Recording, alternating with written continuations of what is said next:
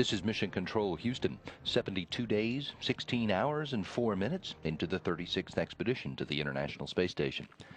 Space Station in good shape this morning, currently flying about 257 miles above the southern Atlantic Ocean, just crossed the coast of southern Brazil. Current course will take it eastward, well south of the Cape of Good Hope, then across the Indian Ocean, headed for Malaysia, Thailand, Cambodia, and Vietnam. On board right now, the crew members are involved in a variety of activities. The Russian crew members, Commander Pavel Vinogradov, who you see on the right here in this video, along with flight engineers Alexander Mazurkin and Fyodor Yurchikhin, all have a half a day off duty today in preparation for Saturday's Progress ship docking. Although right now Alexander Mazurkin is scheduled to be working. He's involved with the Russian Matryoshka experiment. Also in the live video, you see most of flight engineer Chris Cassidy's head. He and Karen Nyberg just finished up a pair of news interviews. Cassidy is scheduled in just a few minutes to begin his daily exercise. And Karen Nyberg, who's just there in the right-hand side of the frame, is scheduled to go to work updating some software in the station's wireless computer network. Flight engineer Luca Parmitano has been busy currently stowing items that he used earlier today in the experiment operations at the combustion integrated rack. For the crew of Vinogradov, Mazurkin, and Cassidy, today is their 119th day in space on their mission since their launch on March 28th. It's the 58th day in space so far for Yurchikhin, Parmitano, and Nyberg.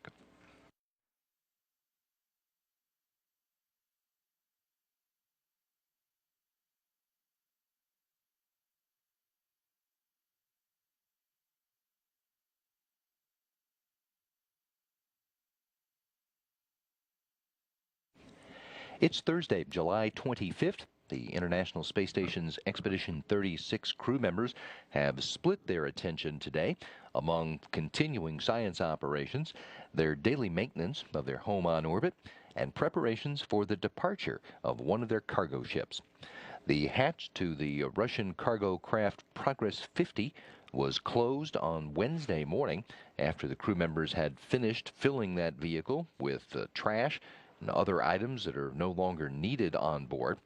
On Thursday morning, Station Commander Pavel Vinogradov and Flight Engineer Fyodor Yurchikhin had a conference with the team at the Mission Control Center outside Moscow to review procedures that they might have to follow in the event that there was an issue during the undocking and the crew members had to take over manual control of that progress in order to redock the vehicle to the station.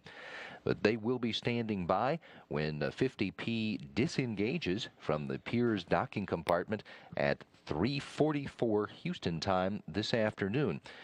The Progress vehicle will then follow its programmed course to back away from the station and begin the final leg of its journey, which will end with a destructive entry into the atmosphere above the Pacific Ocean. That docking port at the aft end of the Pirs module will be taken by another Progress vehicle this coming Saturday night. And since the crew members will be working to support those docking activities over the weekend, Vinogradov, Yurchikhin, and flight engineer Alexander Mazurkin all had a half a day off duty on Thursday and are scheduled for a full day off duty on Friday. Flight engineer Chris Cassidy started his Thursday with science operations. He worked to set up hardware in the Kibo laboratory module for upcoming runs with the Marangoni experiment. In that investigation, scientists are using the Marangoni convection to study the properties of heat transfer that take place in a microgravity environment. Flight engineer Luca Parmitano spent his morning at the combustion integrated rack. He was working to install new hardware components in an apparatus known as the multi-user droplet combustion apparatus, which you see in his hands. He's installing new components there for the next set of combustion experiment runs. There are several such investigations currently on the schedule, all of them dedicated to learning the details about how different fuels burn in the absence of gravity. That's all designed to improve fire safety and fire suppression techniques, but also to increase the efficiency of engines which use liquid fuels. The plan for flight engineer Karen Nyberg's morning was devoted to preparing for next month's arrival of the H-2 transfer vehicle. That is the fourth cargo ship to the station provided by the Japan Aerospace Exploration Agency. Nyberg and the Japanese flight control team ran into some difficulties powering up the HTV's hardware control panel on both the primary and the backup system. There is a cable that is suspected of being bad. Well, there are several other spare cables on board, but the troubleshooting of that apparatus is still underway. Nyberg also spent time checking out the laptop computer that she'll use in her refresher training of HTV grapple and berthing operations. She'll be at the command of the station's arm for those operations next month. After their lunch, Nyberg and Cassidy took time to talk about the progress of their mission in interviews with the Washington Post and the Portland, Maine Press Herald, the newspaper in Cassidy's home state. Throughout the day, all 6 crew members got in their 2 exercise sessions, getting a workout either on a stationary bike, a treadmill, or resistive exercise, something that all crew members do every day in order to keep generally fit, and also to try to keep them in good shape for when they encounter gravity again at the end of their missions. On Friday, the Russian crew members will be off duty, but will take care of their weekly house cleaning that's usually scheduled for Saturday. Meanwhile, Chris Cassidy and Karen Nyberg are scheduled to conduct more troubleshooting on the spacesuit that leaked water into Luca Parmitano's helmet during a spacewalk last week, as the crew members work in coordination with the ground teams in Houston to try to isolate the source of that leak, the cause of the problem. Parmitano on Friday will work on the surface telerobotics experiment, and from orbit he will remotely drive a rover that's on a test ground at the Ames Research Center in California. All of the crew members looking forward to the arrival of a new load of supplies that is due to arrive at the station in a new Progress vehicle scheduled to dock to the Piers docking compartment on Saturday night, Houston time.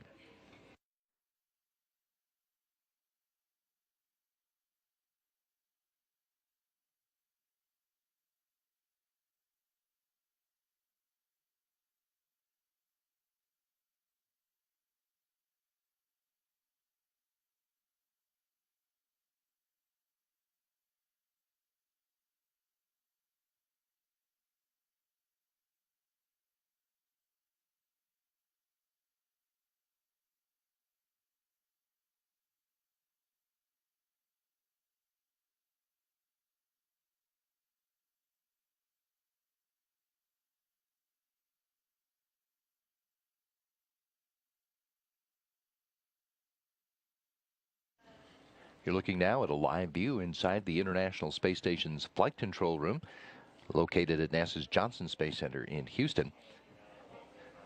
There are teams on duty around the clock in this control room, keeping track of the operations of the systems that maintain the life for the crew members on board, as well as assisting the crew members themselves as they work through their scheduled workday. The second part of the crew's day, it is the Orbit 2 team on console.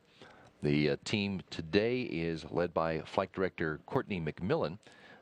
And to Ms. McMillan's right, astronaut Serena Anand is the spacecraft communicator. She is the voice that you'll hear from Houston talking to the crew members during this afternoon.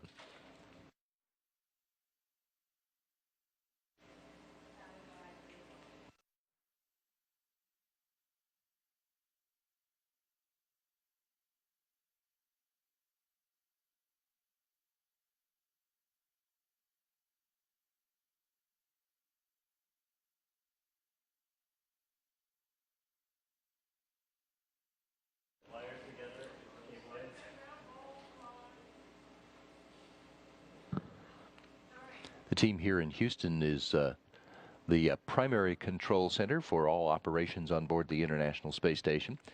But the other station partners also are staffing their own control centers, which are involved in taking care of a more narrow range of the operations on board the station.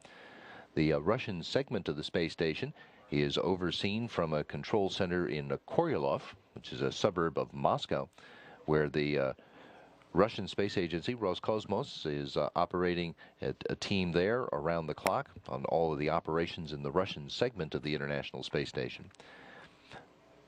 Likewise, the European Space Agency has a control center outside Munich. The Columbus Control Center has a team on duty that is working with the crew members on the experiments that take place inside the Columbus Laboratory Module, the European Space Agency's laboratory, which is at the forward starboard end of the space station.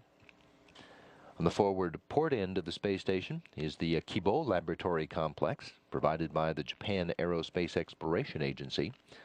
JAXA has a control team that is on console 24/7 at the Tsukuba Space Center just outside of Tokyo.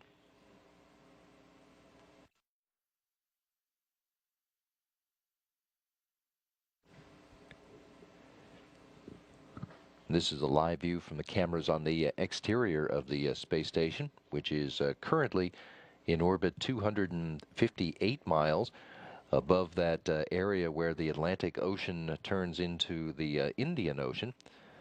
Back on the video, you can see the darkness approaching from the lower right side. It's the station is approaching terminator, about to cross from orbital daytime pass into orbital nighttime pass.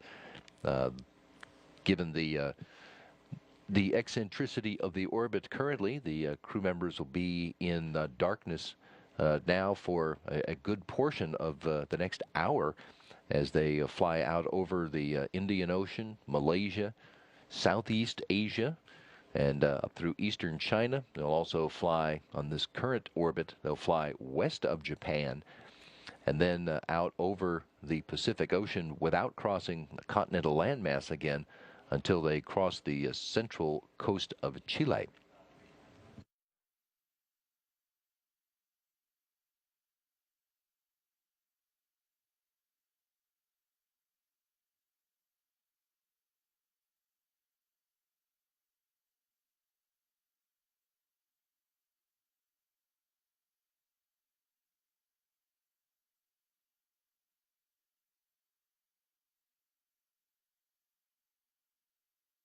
Houston Station on Space Ground 2 for the HCP checkout. Go ahead, Karen. Yeah, I am in part 1 procedure. I've actually completed step 1 and am ready to start in step 2.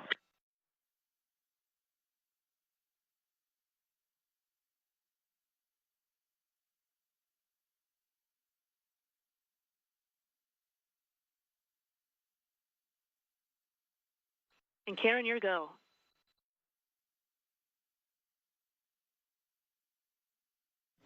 Okay, so you want me doing the PCS step? Checking.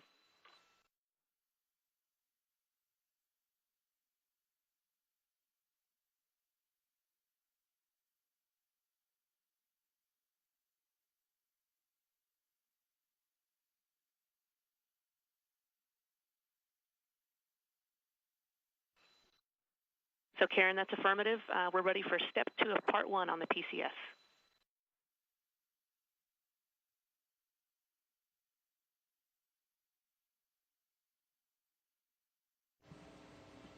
Copy that.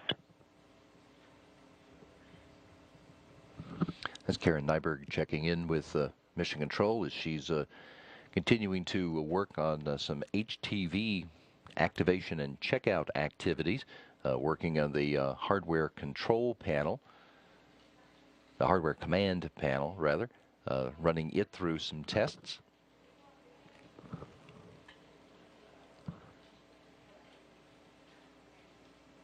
She's getting that ready for its operations that'll come up next month. with the arrival of the next Japanese cargo ship, the fourth version of the HTV.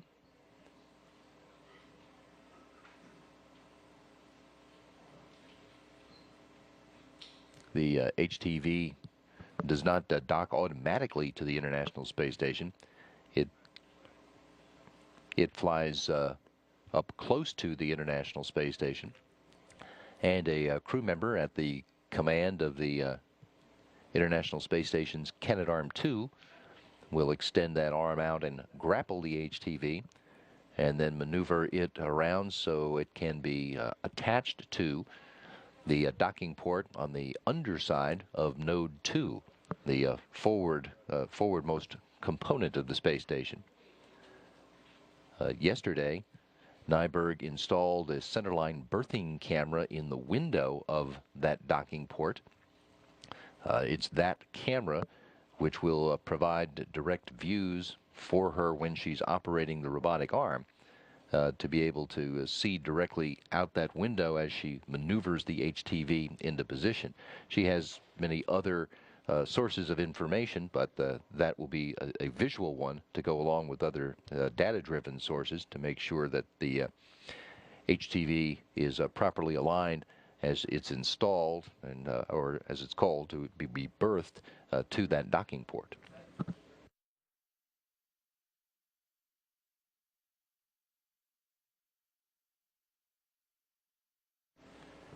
Now we've got a live view inside the station where Flight Engineer Chris Cassidy is getting set for an exercise session.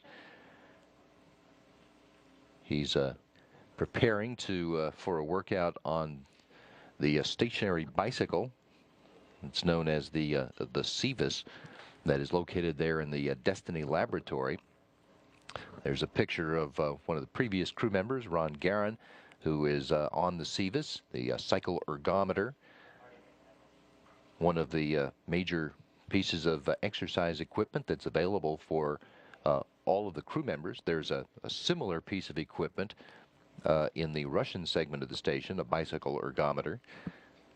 Crew members use that, as well as one of two treadmills in the station, and what's called the Advanced Resistive Exercise Device, which provides, as the name would imply, a resistance to simulate some weight to put loads on their muscles and on their bones that they don't normally get in an environment where there's no gravity. Ready for 2.2.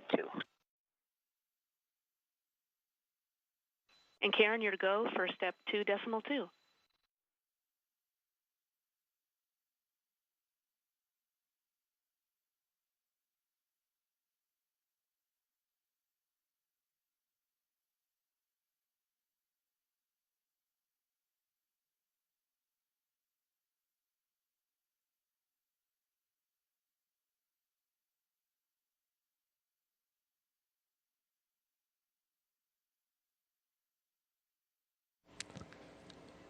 As we've mentioned, one of the cargo ships that's currently attached to the International Space Station is due for a departure coming up in... Arm check was good.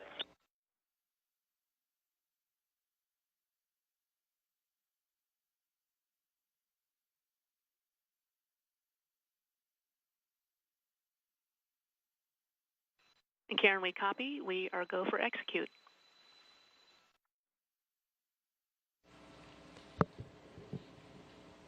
Spacecraft communicator Serena Anand relaying information to Karen Nyberg from the Japanese control team as Nyberg works on a checkout of the HTV command panel. The Progress ship that's currently docked to the station's Piers docking compartment is going to be undocking from the station in a little over 5 hours from now. 50P is scheduled to undock at 3:44 Houston time this afternoon. Continuing to 2.3. NASA TV will provide live coverage of the undocking today. That broadcast will start at 3:30 Houston time this afternoon. And the preparations are continuing for the launch of the next Progress vehicle to the International Space Station. That'll be Progress 52, which was brought by a rail car to the launch pad today. We've got a couple of pictures from the folks at the Rocket Space Corporation Energia. The next Progress will be carrying more than 2.5 tons of cargo to the station, a little over 5,600 pounds in total. That includes over 1,200 pounds of propellant, 42 pounds of oxygen, 62 pounds of air, 926 pounds of water, and just shy of 3,400 pounds of other cargo, spare parts, maintenance equipment, experiment hardware, and in this case, some extra spacesuit repair tools that left Houston earlier this week to be loaded onto the Progress ship at Baikonur. Those are tools that the crew members may be able to put to use as they continue their troubleshooting of the spacesuit that leaked water during last week's spacewalk. These are tools that may be useful to repair or replace the faulty components in the station once they determine which components in the station, rather inside the suit, were responsible for the water leak. Those tools are on board the Progress, bringing the total to 5,637 pounds of supplies being delivered to the station this Saturday. The launch of 52 Progress is scheduled at 3:45 p.m. Houston time this Saturday. Our coverage of the Progress launch will get started Saturday afternoon at 3:30. The ship will also dock to the station on Saturday. It's a 4-orbit journey to the station, with the docking taking place at 9:26 Houston time. Checking telemetry via step 2.8.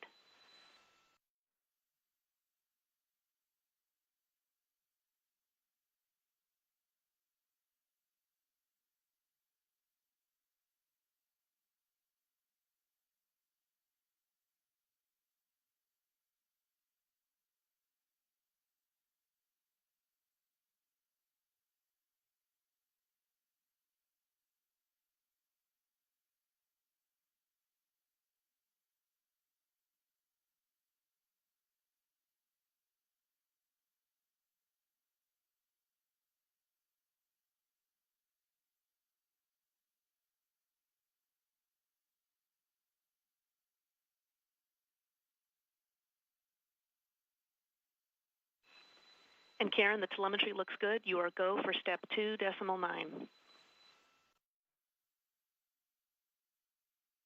In work.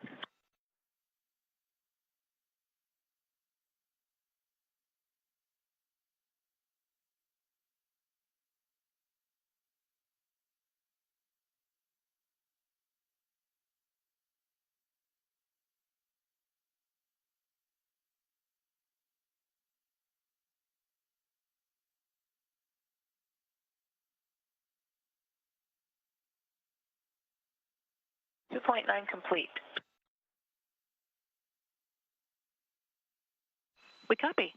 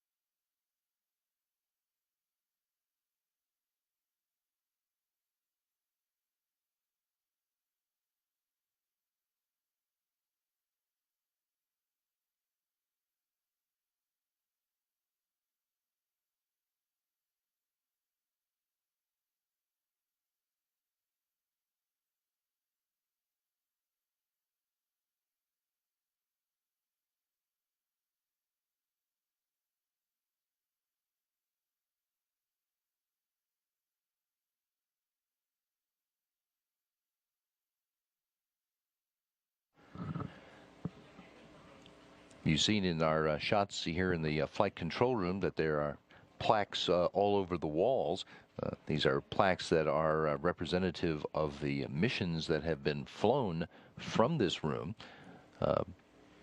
Station missions, and in this particular shot at the top of the frame, those are plaques from space shuttle missions that were flown from this room when it was a space shuttle flight control room before it was configured to its current use. The Expedition 35 and SpaceX mission plaque were hung in the control room yesterday afternoon, and members of the crew were present. The Expedition 35 commander, Chris Hadfield, and flight engineers Roman Romanenko and Tom Marshburn. They were joined by the Expedition 34 commander, Kevin Ford, and the Expedition 35 lead increment flight director, Tony Sakachi. The SpaceX flight director, Scott Stover, was also here, and they were all giving some semi-public kudos to the team members who are deserving of special recognition for their work during the expedition. During that ceremony yesterday, flight engineers Chris Cassidy and Karen Nyberg joined in from the Destiny Laboratory. Cassidy was, of course, a member of Expedition 35 for the first 47 days of his mission in space. We'll take an opportunity now to show you a few minutes of that exchange that took place here yesterday. Hey, Chris. Hi, Karen. Oh, great to be with you guys today. Hey, real quick, the Increment 35 guys just said a few words, so we're looking forward to a few words from you guys before we press on with the plaque hanging ceremonies. You got about 5 minutes before we... Wait, I want... Yeah, 5 minutes. Okay. Copy all, Tony. No, you go. No, I'll go. No, you go. No, I'll go. Okay, I'll go. So, it really was a treat to be part of Expedition 35. I came on board and felt so welcomed by Chris and Tom and by the whole ground team. And to see a whole team, ground and space, firing all on cylinders together was just really a pleasure to be a part of. And Tony, your leadership was instrumental in all that, and Chris's as well up here in space. So the mix was real successful, and I'm sure we all share the same sentiments. What a treat it was to be a part of Expedition 35. Well, thanks for the kind words. It was just amazing. I just see all you guys up there, and I just chuckle how we had to keep up with you guys and get all the work done. But we had a really great team and had some great results with you guys putting forth all your effort. And Chris, this is Chris Hadfield, and Tom and Roman. We're all standing here wearing black shirts in front of a whole room full of people here. We were just expressing our thanks to the room for the work that they've done. I was a little remiss, of course, in not singling out Tony directly for being the flight director during 35. Director is, I worked in mission control for almost 5 years with Tony when he was sitting console and working his way up through the batting ranks. And I couldn't have been more pleased than when Tony's name came up to be the director of 35 with our long history together. So good leadership of a great team of people. So I thank you personally as well, Tony. And you guys look good. Chris, your hair is filling in nicely.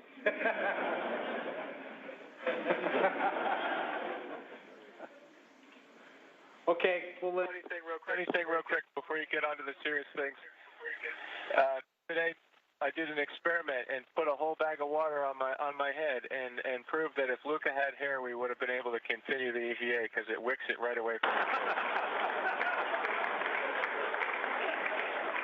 Karen outside next time. I was that's what we were saying.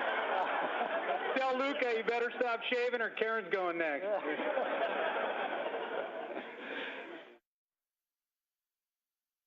Just a little part of the ceremony that took place here in the International Space Station Flight Control Room yesterday for the Expedition 35 plaque hanging ceremony, led by the Expedition lead flight director, Tony Sakachi.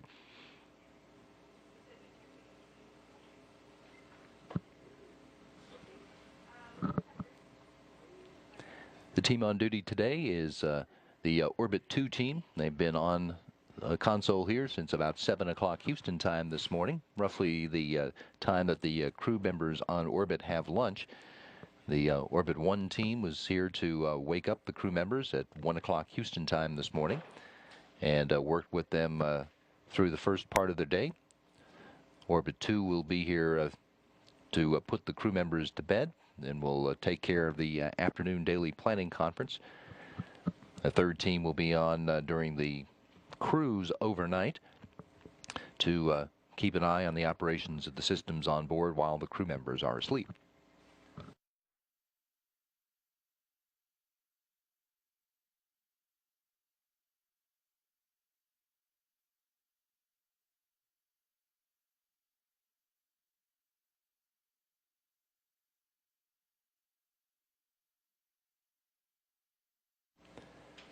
The International Space Station is currently in orbit above the Indian Ocean on the other side of the world from Houston, and in a space right now where we're not able to get a television picture from the space station, although they are still in voice communications with Houston. We'll take the opportunity, though, to show you some video that came down from the station earlier today, starting with this look at some of the activity that Karen Nyberg was involved with earlier on. You can see Nyberg there in the lower left-hand portion of the frame. She was working today to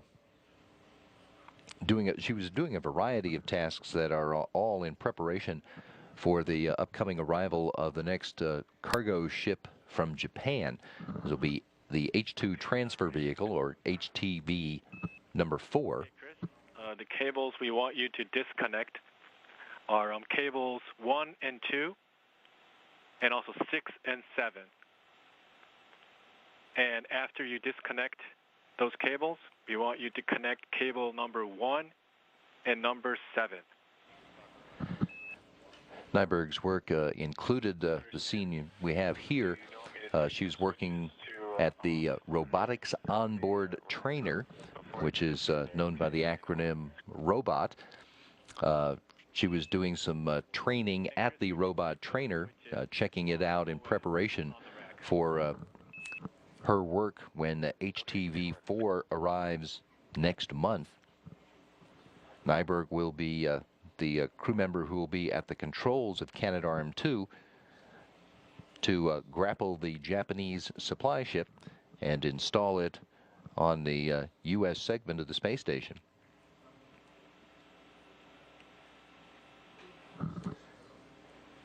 The Robotics Onboard Trainer is one of several tools, computer-based tools that allow the crew members to get refresher training, or in some cases to get brand new training for tasks that they have been assigned that were not anticipated earlier on in their mission or before the mission flew.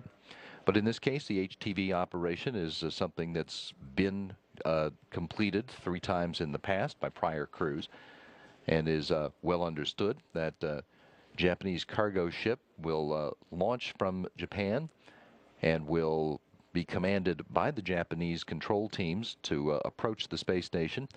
And when it gets within range, within about 50 feet, then Nyberg will fly Canadarm2 out and grapple the HTV, then maneuver it into a position to install it on the underside of the station at the node number 2 of the Harmony module. Then the hatch can be opened. The crew members will 2 through 6, I guess. be able to work to remove the cargo being delivered to the station, later to fill it with items for disposal, because the HTV will, like the Progress ship and like the European Automated Transfer Vehicle, will be disposed of, will burn up in the atmosphere as it re-enters back over the Pacific Ocean.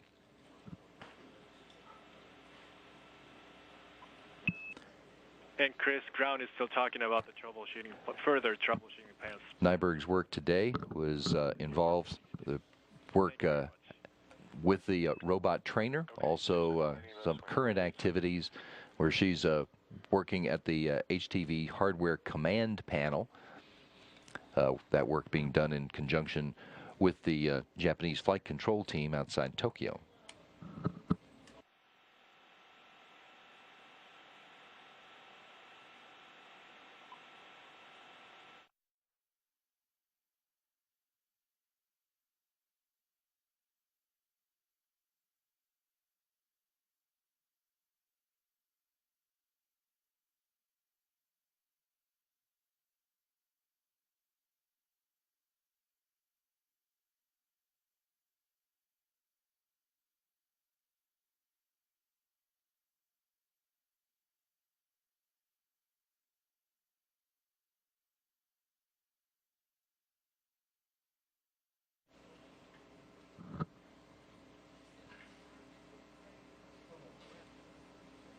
On board right now, the crew members are involved in a variety of activities.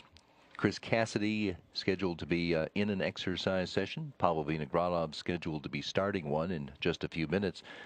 Likewise for Luca Parmitano.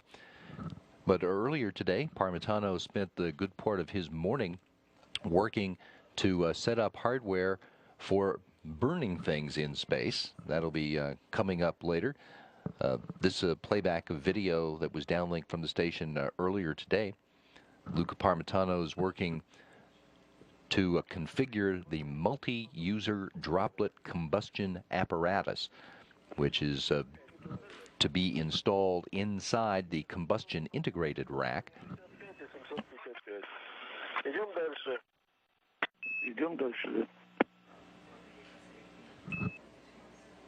His task today was to install a variety of new hardware components inside the MDCA and get it set up in the combustion rack for some operations still to come with several different combustion experiments actually that are currently on the agenda at the space station. There are several combustion investigations that are all designed to learn more specifically, very specifically, the characteristics of how things burn when there's no gravity around. We understand pretty well how things burn on Earth, but without gravity, they burn differently.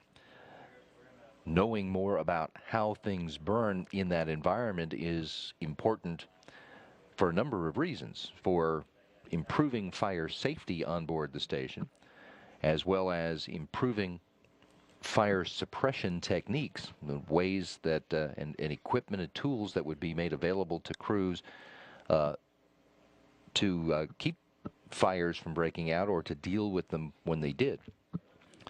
But beyond that, it's also important in terms of engines. Engines that use liquid fuel, the combustion in the engine that creates the power, also is of course, a form of fire. And needing developers of those engines want to know as much as they can about how things burn in space in order to increase the efficiency of the engines that they are using that use liquid fuels.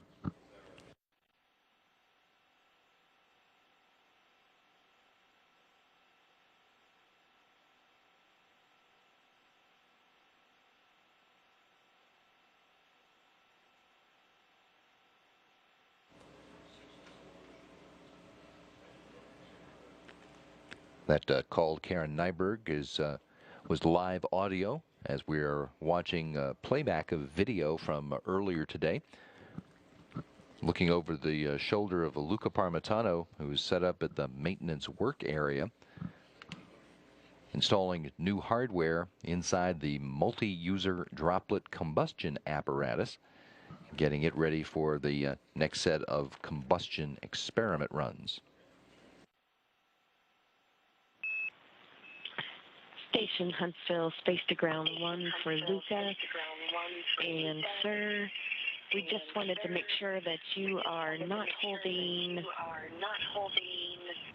sir, in the handholds. If you look at figure 4, there's certain holes that you should not be holding it in, and there's a caution right under that. The large holes on the top should not be used for carrying the MDCA. There's sensitive equipment right under those holes.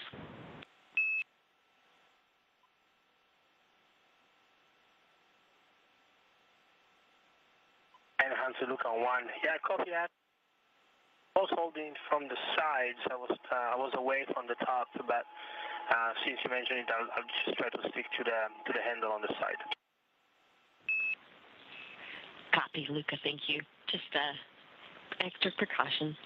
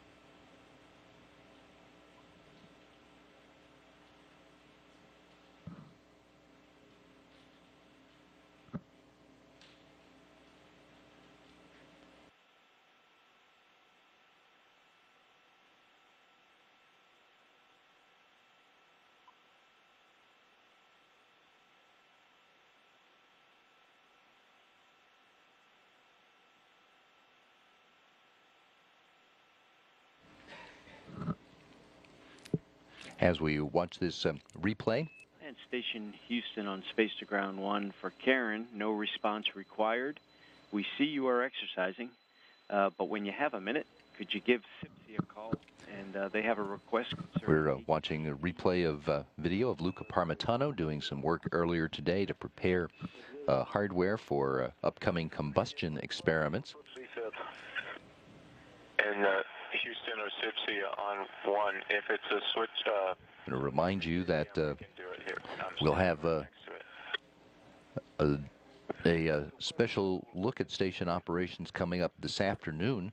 The NASA TV will provide live coverage of the afternoon's undocking of a Progress vehicle from the space station. Our coverage will get started at 3:30 Central Time this afternoon. In advance of the undocking of 50P, 50 Progress, which is scheduled to take place at 3:44 this afternoon. 50P scheduled to undock from the Pirs docking compartment and conclude its mission by disposing of a couple of tons of unneeded material from the International Space Station. And likewise, we'll have special coverage coming up on Saturday of the launch and then of the docking of the next Progress vehicle, Progress number 52. We'll have launch coverage starting at 3:30 Houston time Saturday afternoon before the launch at 3:45, and then be back at 8:45 Houston time Saturday night in advance of the docking of the Progress to the station, which is scheduled at 9:26 p.m. Houston time. It's a Progress vehicle carrying more than 5,600 pounds of supplies, oxygen, air, propellant, spare parts, maintenance equipment, other experiment hardware, all on its way to the International Space Station from the Baikonur Cosmodrome in Kazakhstan. This is a view of the Progress on the launch pad, where it arrived today on the rail car that brings those vehicles out from the preparation facility. A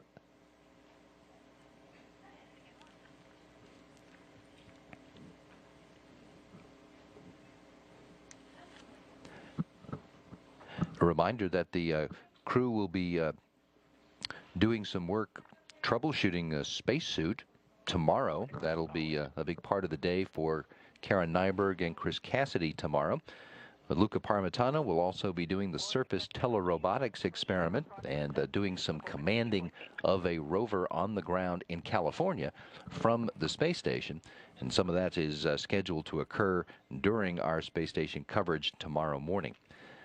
Coming up on NASA television at 11 o'clock Central Time, the top of this hour, we'll have today's NASA TV video file with news from all around the agency. And at 3:30 this afternoon, we'll be back with coverage of the undocking of 50 Progress from the International Space Station. Our next live daily report on space station activities coming up tomorrow morning at 10 a.m. Central. At a mission elapsed time of 72 days, 16 hours, and 50 minutes into the International Space Station's Expedition 36, this is Mission Control, Houston.